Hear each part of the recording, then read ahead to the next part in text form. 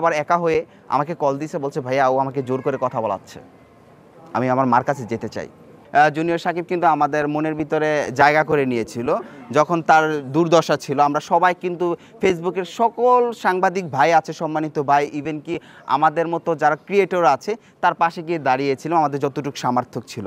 But যখন সে তার এই একটা আন্টি তাকে ইনভাইট করেছিল যে আমার ছোট মেয়ে তোমার অনেক বড় ফ্যান, সে ইনভাইটেশনে গেছে, যাওয়ার পর তার বড় মেয়েকে ভালো লেগে গেছে, গোপনে আপনে বিয়ে শাদী না করে নিয়ে পলায় নিয়ে এসে পড়ছে। এর জন্য আমি এটার জন্য কিন্তু আমাদের অনেক কন্টেন্ট ক্রিয়েটরদের বদনাম ছড়াচ্ছে, তারপর বিভিন্ন ধরনের ইফেক্ট হচ্ছে যে যেহেতু একজনের চরিত্র এরকম, বাকিগুলোকে ঘরে না এসে ঘরে না দেখে তাদেরকে ডিজার্ভ করা বা ডিজেবল করে দেওয়া ঠিক আছে।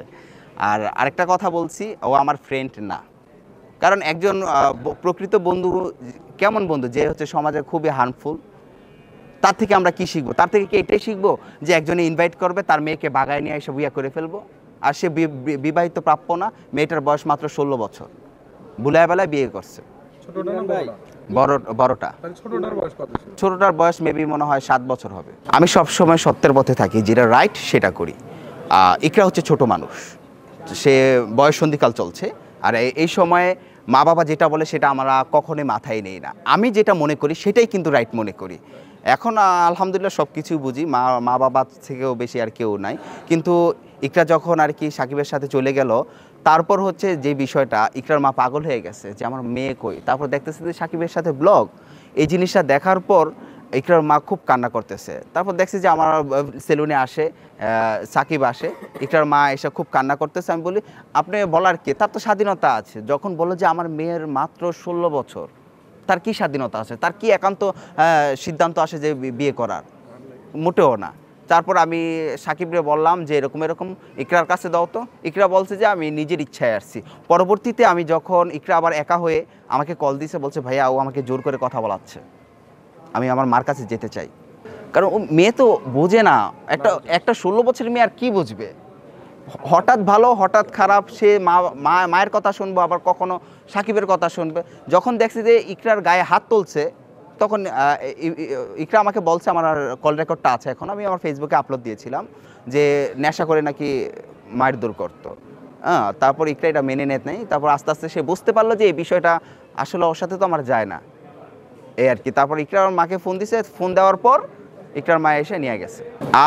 এটা আসলে সাকিবে বলতেছে যে বিষয়টা সাকিবের, এটা বলবো কারণ এটা সোশ্যাল মিডিয়া একটা, যাই হোক আমি যেটা সত্য সেটা বলবো, সাকিবের এটা পুরোপুরি ঠিক হয় নাই। কি আমরা ফ্রেন্ডরা সবাই আছে, উদাম করে আমরা দেখছি, ঠিক আছে।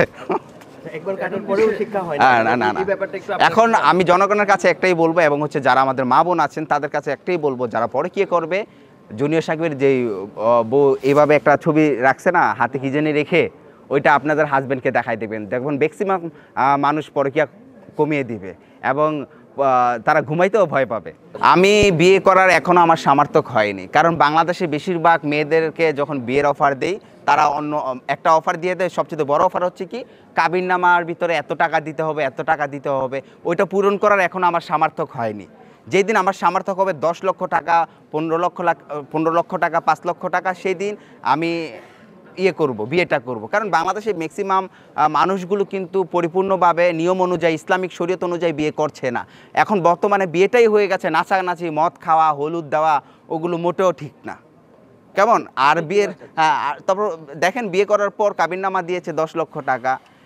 তারপর মুরব্বীরা থাকে, বলে কি তুমি কি দাবি ছাইড়া দিছো 10 লক্ষ টাকার? কয় হ্যাঁ। আসলে কি মেয়েটা কি প্রকৃত অর্থে মন থেকে বলছে যে কাবিননামার টাকা ছেড়ে দিছে? মোটেও না।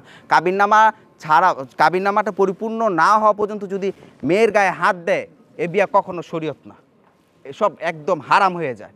এই জন্য আমি যেই দিন কাবিননামা পরিপূর্ণভাবে দেওয়ার সামর্থ্য রাখবো, সেই দিন আমি বিয়ের কথা মাথায় নিব।